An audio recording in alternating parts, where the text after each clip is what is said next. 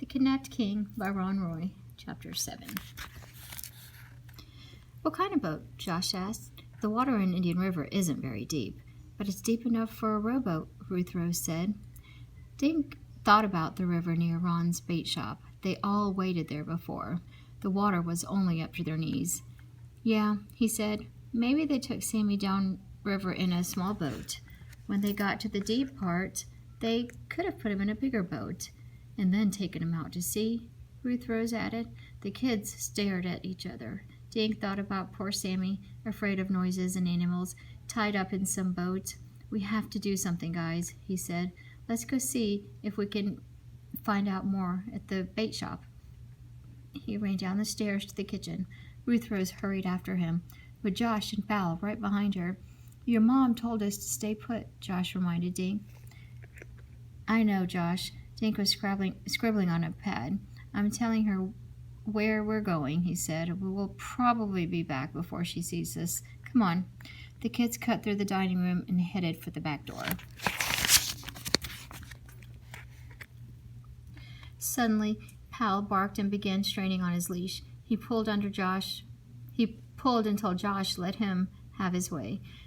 Pal headed for the living room, and the kids followed.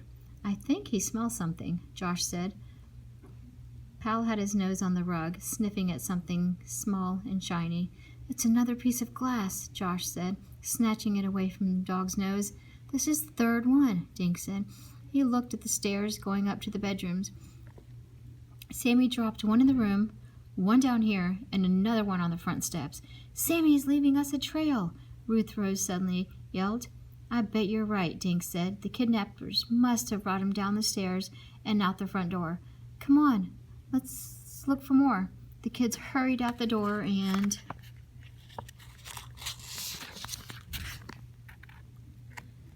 into the front yard.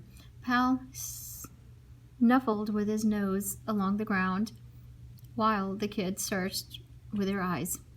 Nothing, Dink muttered after a few minutes. The trail ends here. Suddenly, Pal yanked on the leash. Whoa, doggy, Josh said, but Pal kept pulling. He dragged Josh to the road. At the curb, Pal's nose went right into the gutter. Look, Josh said. He held up a fourth piece of yellow glass.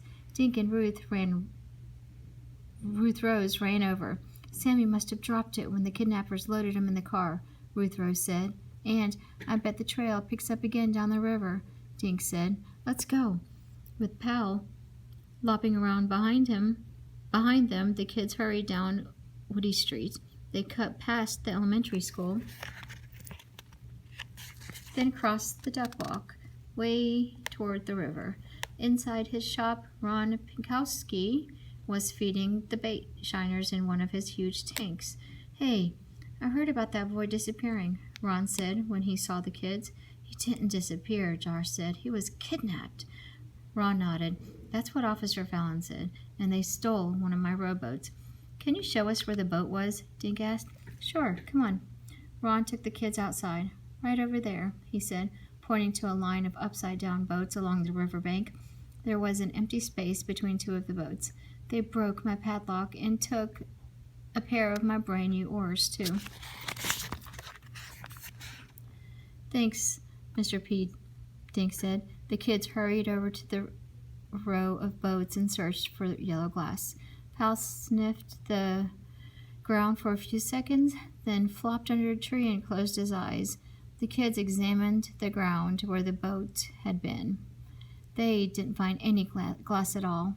Let's look in the driveway, Dink suggested. They walked back to the road and worked their way down to the boats again.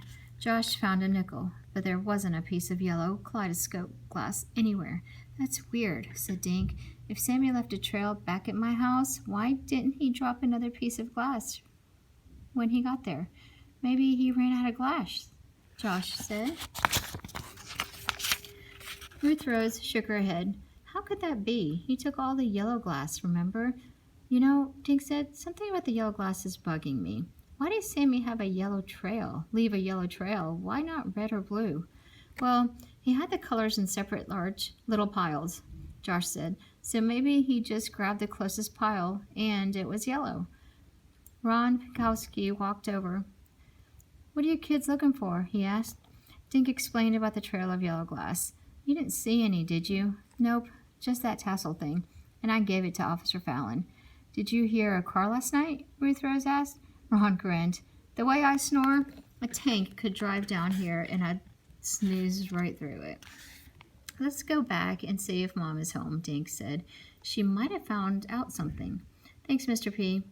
The kids and Pal hurried back to Dink's house. His mom was on the phone, looking worried. She made a motion for the kids to sit. "Hey." Oh, they did, with Pal at their feet. A minute later, Dink's mother hung up the phone. "That was Officer Fallon," she said. "The police are searching everywhere. They're checking the train stations, the airports, and every boat on the river. But so far, they aren't having any luck." Dink's mother looked at the kids with concern in her eyes. "How could a boy just disappear without a trace?" she asked. The end.